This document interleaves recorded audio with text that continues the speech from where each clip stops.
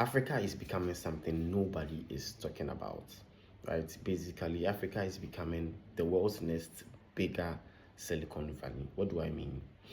As of 2025, right? As of 2025, African startups raised around $4.1 billion. Yes, $4.1 billion. By the first quarter of 2026 this year, they have raised $705 million. $705 million. Now, if you have the calculation right, probably be like 26% increment year on year on.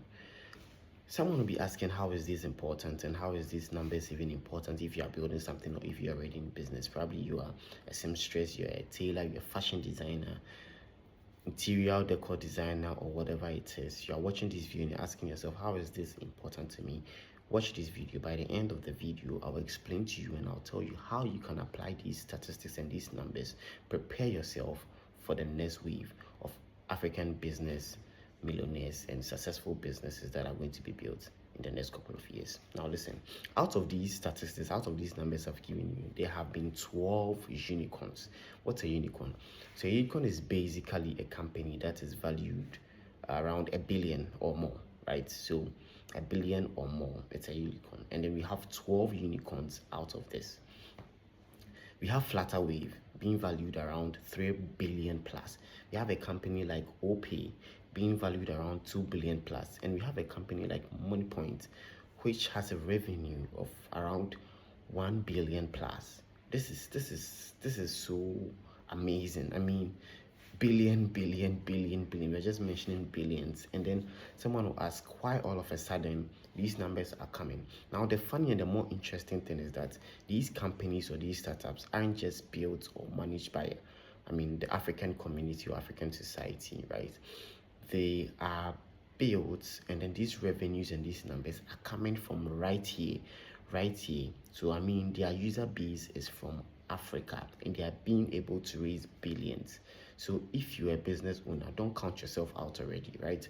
If you are building something, don't ask yourself, how am I also going to be a millionaire from what I'm building? By the time I'm done with you, you will understand why I said stay. So Africa has the youngest population on the planet, right? By 2030, the world's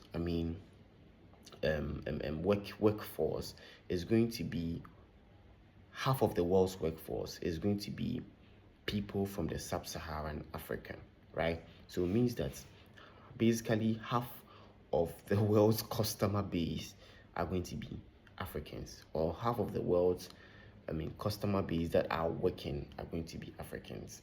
Why is this information very important? It's important because in the next 2, 3, 5 years, we are going to be building products that these people are going to be using, and these people are going to be Africans. Now, this is where you stand to be advantageous, right? This is important because number one, you live among these people. Number two, you have direct contact with these people, which these people Africans. So you're an African anywhere in Africa. You live among Africans, and then you're an African. You understand the problems of Africans, right? You have direct solutions, or you have the ability to find proper solutions to problems here in Africa. So these numbers are going to be doubling and tripling. And then you have the ability to build a business or a startup, and then you have the ability to stay consistent and wait for these markets to be ready, and then you are going to harvest it, right? So if you are building something, how do you tailor these things you are building to make yourself available for the ready market? I'm going to touch on that. For example, like I said, a fashion designer is watching me and is asking they're asking themselves that, how am I going to make use of this statistics or these numbers? So you're a fashion designer, and then you want to probably raise millions, or you want to probably build a successful business, right? This is what you have to do.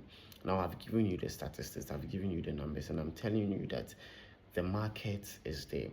There are people there whom you can serve, right, with your product or with your services.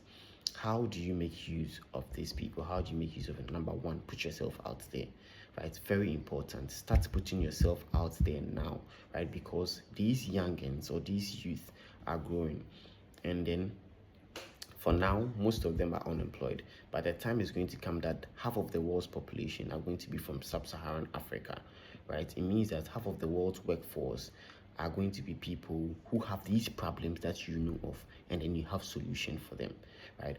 I'll continue this video. I'll be doing about 5, breaking down how you can apply and how you can make use of these numbers to your business.